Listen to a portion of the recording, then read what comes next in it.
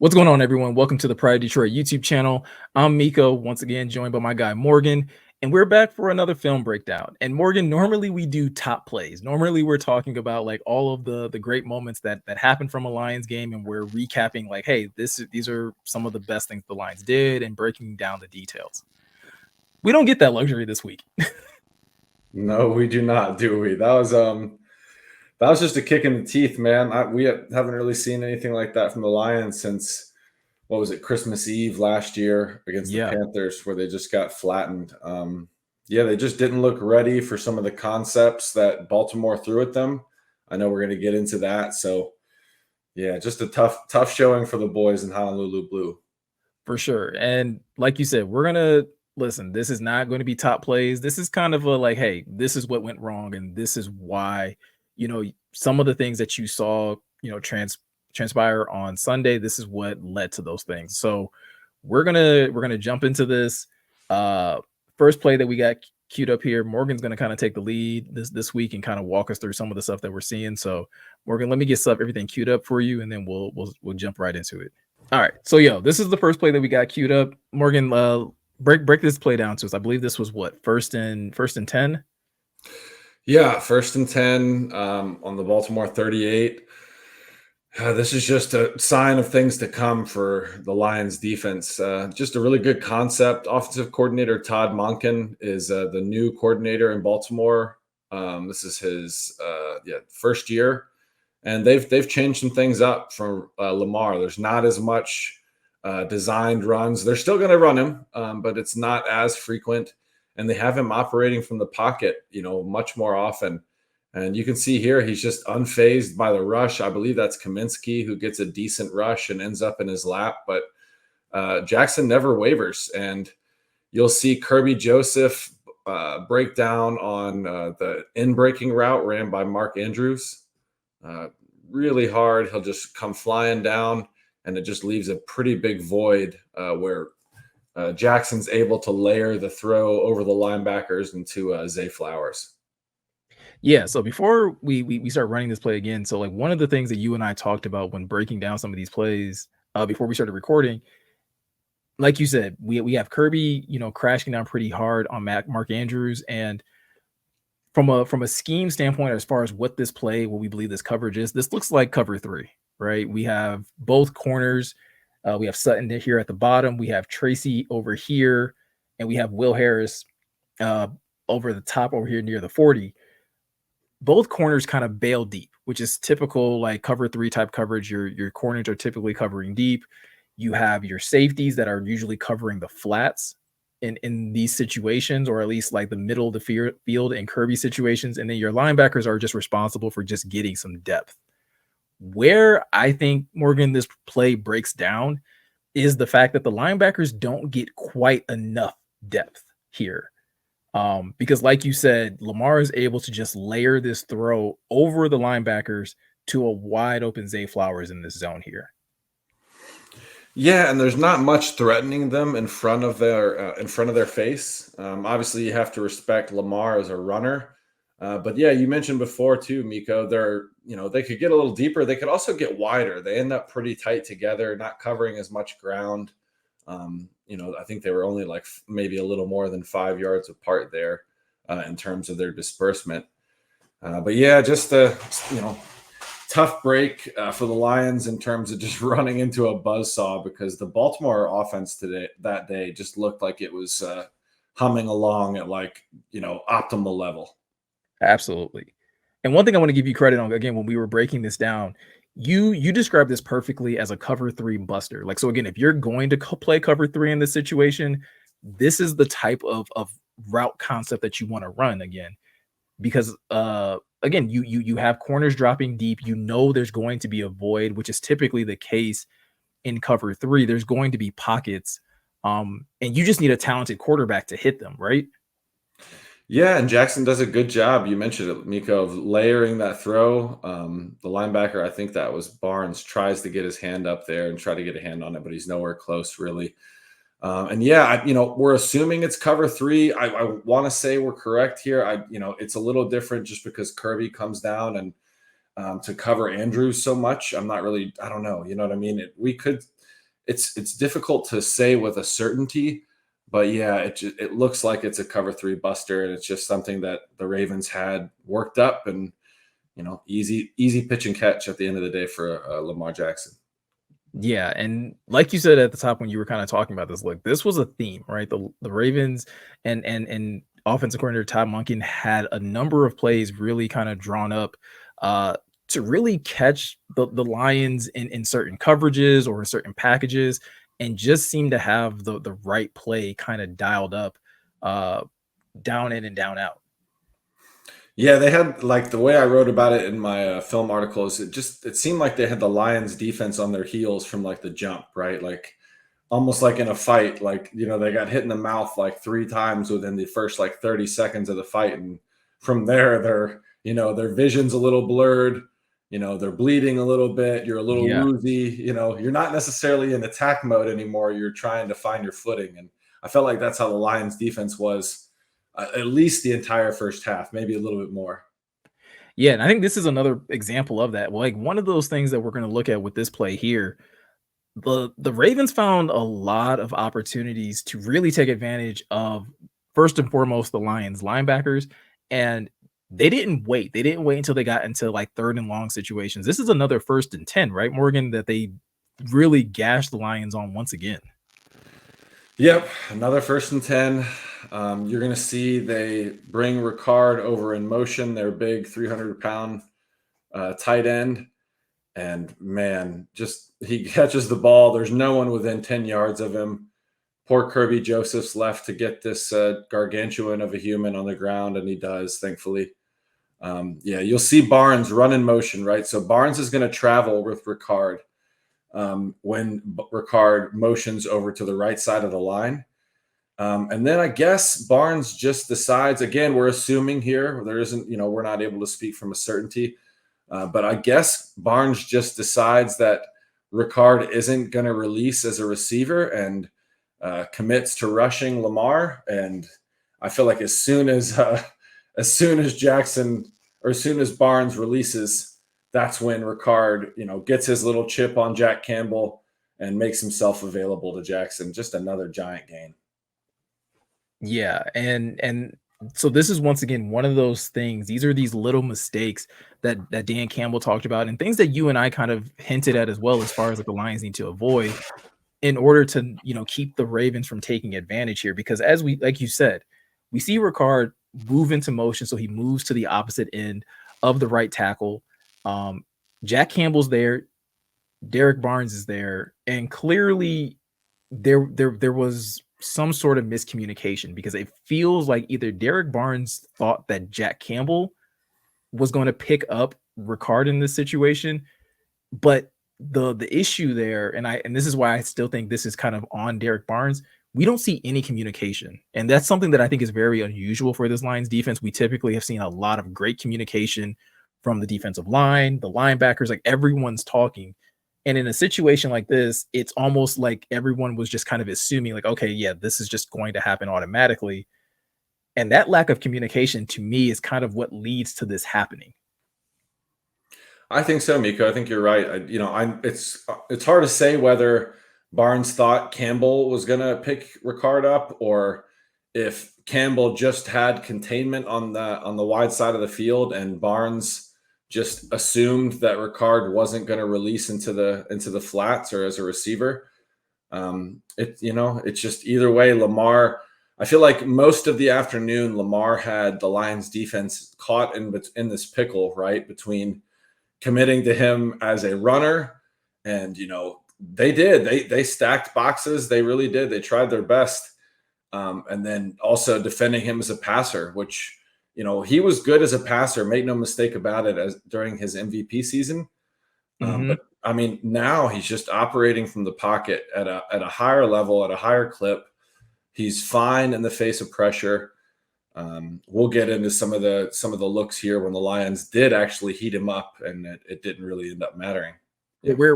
I'm guessing, I'm speculating, but when you're putting together tape, you're looking at the tape, it almost feels like Derek Barnes like predetermined, like, okay, if there's no one in this gap, I'm just going to rush here. Yeah, I think you could be right on that too. I think I mean, the Red Sea kind of did part there to a little bit of Barnes's defense, but at the end of the day, you can kind of tell that this was on this was on him because there's no one else in the vicinity that could potentially you know, have Ricard as a receiver. Because if Barnes became the contained player in place Mhm. of Campbell there, then he's in the wrong again because he just kind of shot the gap and ran upfield. So yeah, like you said, Nico, I think this is Dan Campbell talking about guys just needing to just do their jobs and not try to play hero ball. I don't think he used the term hero ball, but I think everyone's familiar like Yeah. with that turn of phrase. It's you're down by a lot and you're trying to make something happen, make a play, if you will. And in doing so, dig yourself even further into the hole just because you're not playing sound football. Yeah, and that was one of the things again for people who maybe didn't get to see like my reaction or my breakdown of the game. That was one of the main things that I pointed out was just like, hey, as bad as this looks, it for me boiled down to execution and some scheme. Like, don't get me wrong, there's some questions about scheme here in certain fits in certain situations, but I mean, I think we can all admit like scheme is definitely above most of our pay grades to know like what's the best scheme per se. But even if the scheme is sound, the execution was not. Yeah, and you can, like you said, we can only assume so much about what a defense is trying to do or what an offense is trying to do from a concept standpoint. But there's instances when you can kind of infer, right? Like we're seeing things on the field, we're seeing what we are thinking that are miscommunications. So yeah, it's always a sum of things, right? Like it's not just one thing. And I think that's what some fans get caught up on, right? They think, oh, the Lions just need to change their personnel or Yeah. they need to change their scheme. Just sometimes it's a perfect storm, like we said at the top. Like the Baltimore's offense kind of looks like a buzzsaw right now.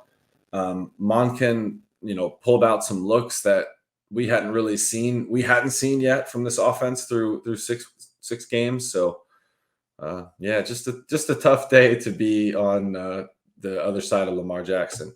All right, Morgan. So yeah, and to that point about sometimes it's just, again, a perfect storm of scheme and just again guys not executing. I think this is another example of that, right? We have two guys circled here that honestly both probably do the wrong thing.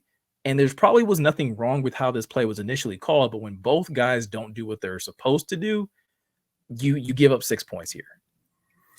Yeah, and this is the cherry on top of the first series for Baltimore. So they get all the way down to the line 7, 4th and 1. They're in here with their heavy look, and they motion Ricard again. And man, this is just a really nice design. So you'll see the action with, I believe it's the left guard, 76 pulling along with the play fake to Gus Edwards. But then at the same time, they're gonna run essentially what is a QB power because the left tackle Ronnie Stanley just essentially shuffles into space. He's the only one out there, and poor Kirby Joseph gets escorted into the back of the end zone.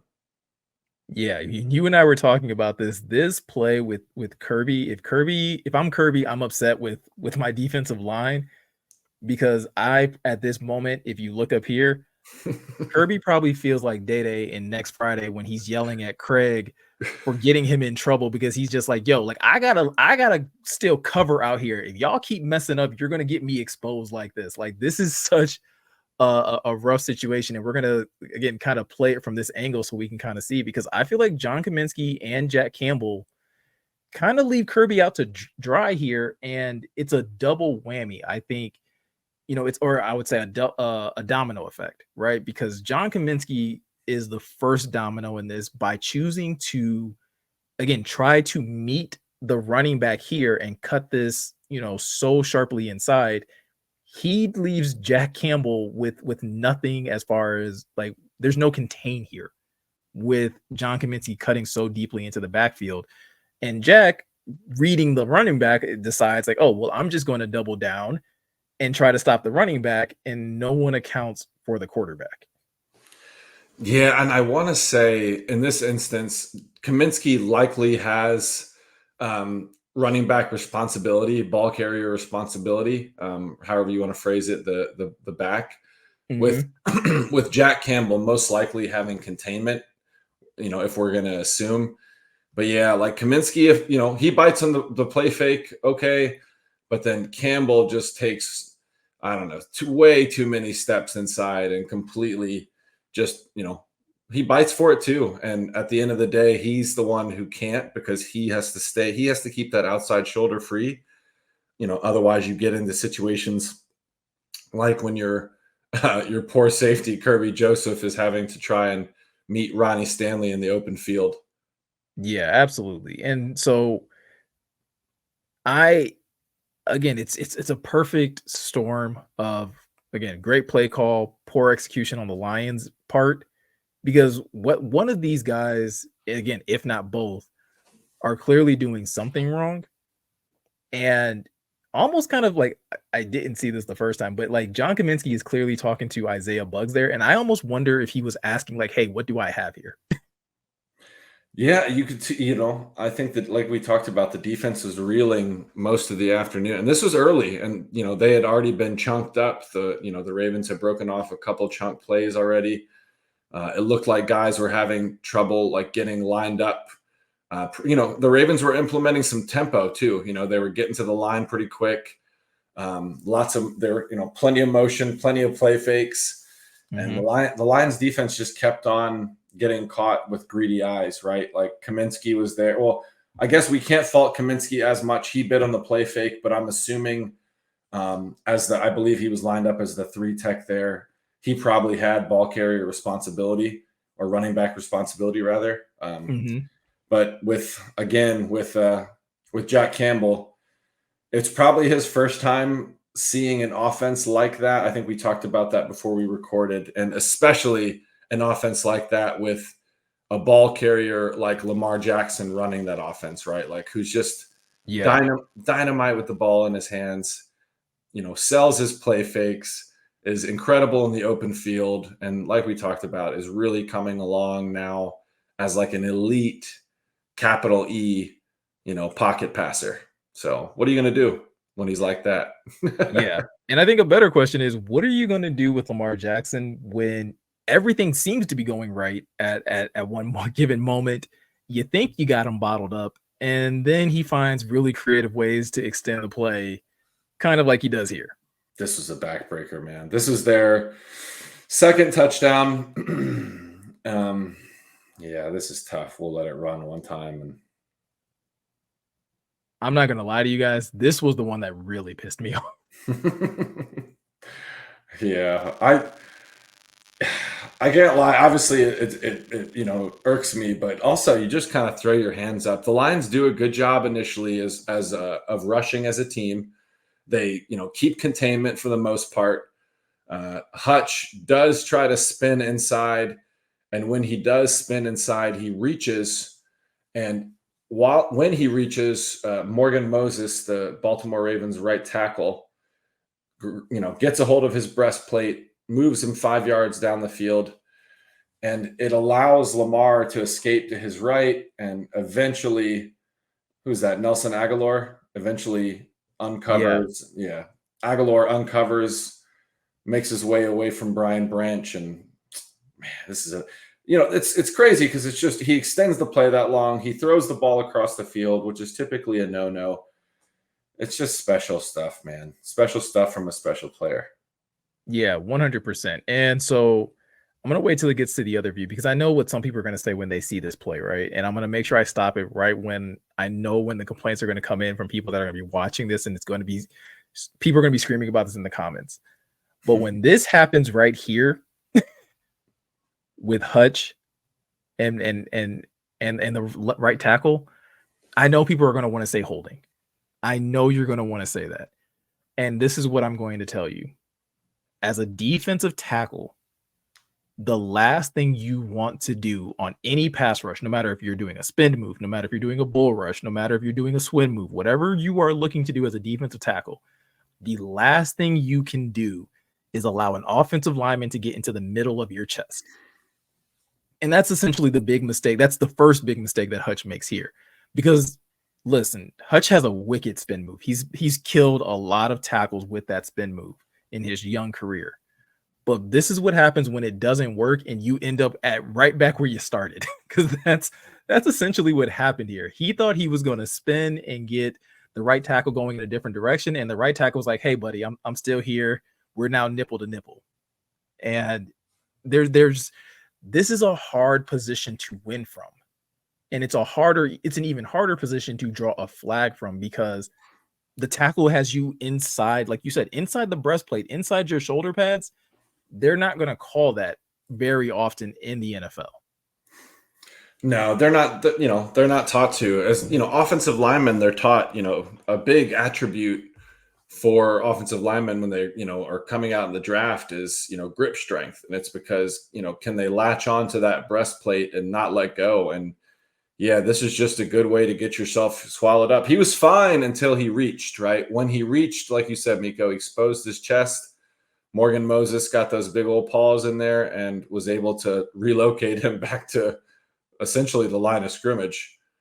Yeah, and and I will say this because I'm not sure who is like, I don't know, like to your point, there may not be anyone to necessarily blame on this play. Like when Lamar Jackson is able to extend the play this way, it's hard to necessarily blame anyone. But if I were to cast blame on anybody, if I had to point a finger at somebody on this play, this to me is a play where I would point a finger at Aiden Hutchinson, and it is because of this reach that you pointed out, right? Because if Hutch is more patient, and it's kind of the same thing that we talked about in most of these plays, if guys are just a little more patient and understand their responsibility, instead of trying to still beat Moses on the inside, if he just stops, regathers, and tries to rip to the outside, he can still have contain on this play. And you can still force Lamar to maybe drop back even further, or at least try to beat you to the sideline. And then it gives your safeties and your linebackers a little more opportunity to cover the sideline. But because you reached inside, now he's able to do this. And now there's a lot more space and there's a lot more room for him to try to make a play in this situation. Yeah, exactly, Miko.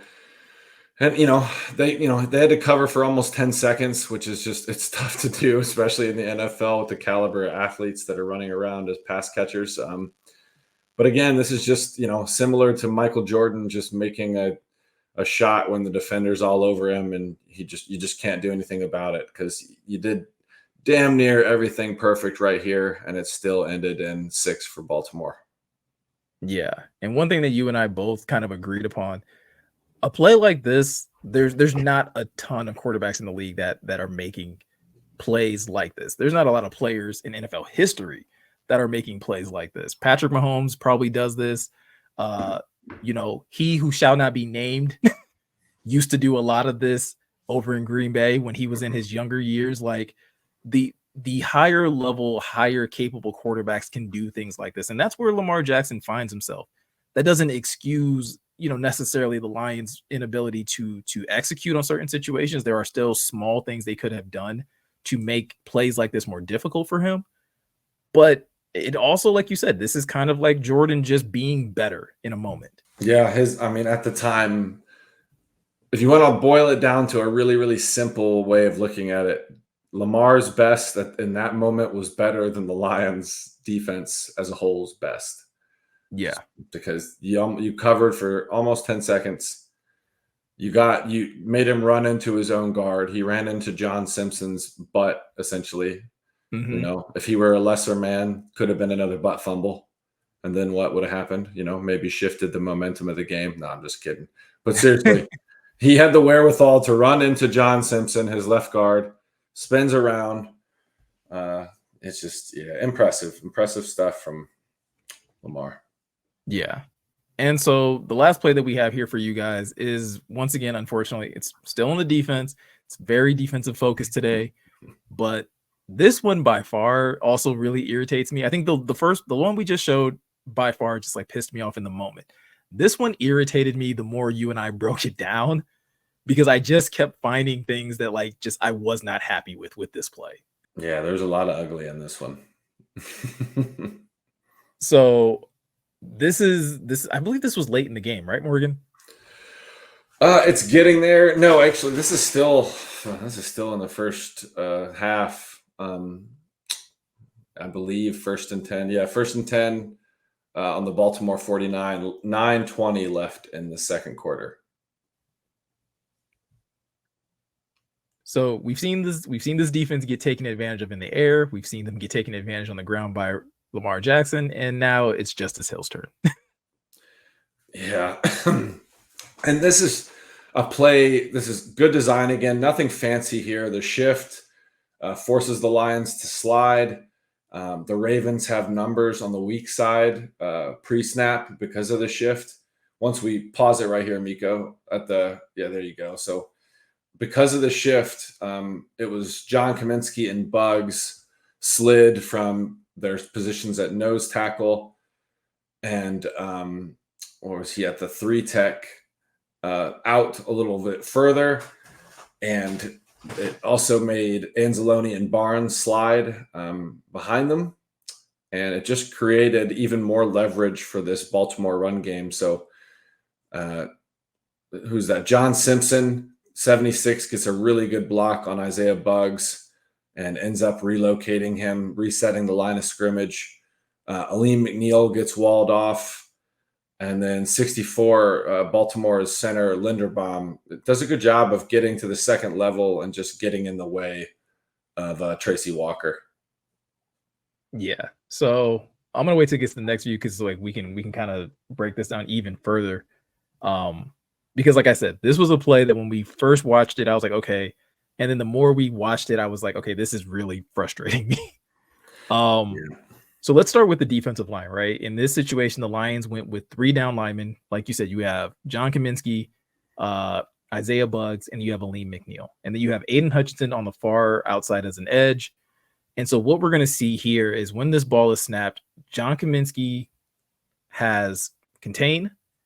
We have Isaiah Buggs going head up with the guard, and we have Aleem McNeil going head up with the guard. I'm not a huge fan of how these guys chose to attack their blocks, Morgan. Like I'm fine with 3 down linemen because there are plenty of teams that are doing a good job of stopping the run with just 3 down linemen. But I believe when that happens, guys need to understand how to attack blocks in order to still be successful in plays like this. Yeah, you got to win your one-on-ones. Like at least one of Bugs or Aleem needed to have, to do better there, just because they both lost their one-on-ones, and when that happens, it puts more stress on your second level players, your linebackers, your safeties. In this instance, Alex Anzalone and Tracy Walker. You can even kind of see at the end of the other view, you'll see Anzalone just kind of throw his hands up and be like, what are we doing here? Like, and yeah, just bad. This is kind of a constant all day. The Lions defensive line getting kind of just railroaded and just blown off the ball. And yeah, it just puts a stress on your defense because runners are getting to the second level without even being touched. Like all Justice Hill really has to do is just shimmy through that little gap right there, and he's well on his way. Yeah, 100%. And so when I talk about like this play kind of frustrating me, it's specifically like I said with the defensive line because I do think there are things that could have been done differently from a technique standpoint, from an execution standpoint, to keep this from happening. Right. So we have the shift here, which is fine. Again, plenty of teams in the NFL are stopping the run with 3 down linemen. The mistake here is made first and foremost by me, and I think you had him circled, is Isaiah Buggs and how he chooses to attack this. Because if you're basically the nose tackle, there's 3 down linemen, you're essentially the nose tackle in this situation. Your responsibility is to either occupy 2 blocks or, in my opinion, at least try to split these two. If this is the situation where you realize that the center is moving away from you. it should not be to take this guard on head on because you have no support behind you to be able to take care of any gap that opens up from you taking this guard on head up. Likewise with Aleem McNeil, he does his responsibility, but it's the matter of again, you got to win your one-on-one, like you pointed out.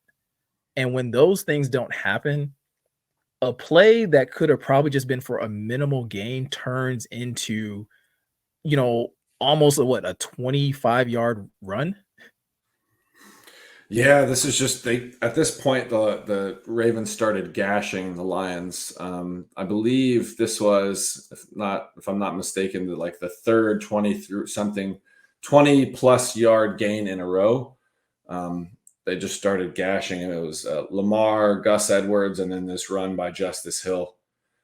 Yeah, like you said, Miko, little things like guys not winning their one-on-ones or being disciplined in terms of their run fits and their gaps, being gap sound, little things like that compound. And then they, equate to things like this where guys have just had all Lamar and everyone who ran the ball had plenty of options to choose from when they were trying to figure out where to run against this Lions defense. Yeah, 100%. And so look, we spent a lot of time talking about the defense. I know the offense had their struggles as well, guys.